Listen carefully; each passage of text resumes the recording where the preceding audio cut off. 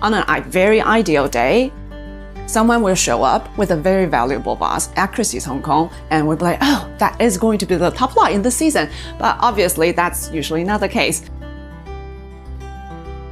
Hello everyone, my name is Liang Lin Chen. Most people know me as Lin. I'm a specialist at the Chinese Ceramics and Works of Art department at Christie's Hong Kong. So how do we evaluate a piece of porcelain? We look at its rarity, its historical value, its artistic value, and of course condition is very important. So how do we find out items? Oftentimes it's through long-term relationship. It's a client we've worked with for many years, and one day they intend to sell. Take a tianqiuping in our sale, for example, which literally means heavenly spherical vase. So ancient Chinese believe that the heaven is round, the earth is square. So the body of this vase represents the heaven, and the emperor, also known as son of heaven. So this is probably one of the most fitting shapes to represent the prowess of the emperor. It's one of the most popular shapes and one of the most desirable shapes. Is it characteristic of the other vases that I have seen? Is it of the right proportion? Is the belly too big? Is it too wide?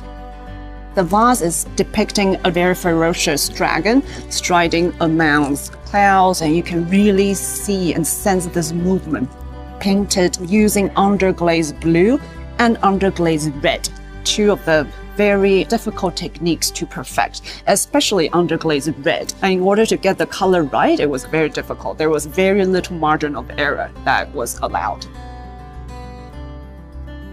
This is one of the most distinguished and well-respected collections of porcelain in the world. This one is a mapping and cover, is referring to this type of shape of the vase, and it was used for wine storage. And is painted with blue and white using cobalt that was imported from the Middle East through Silk Road to China. And it's known as Muhammad Blue. Works of art and ceramics that were made during the reign of the Yongzheng Emperor are highly sought after by collectors.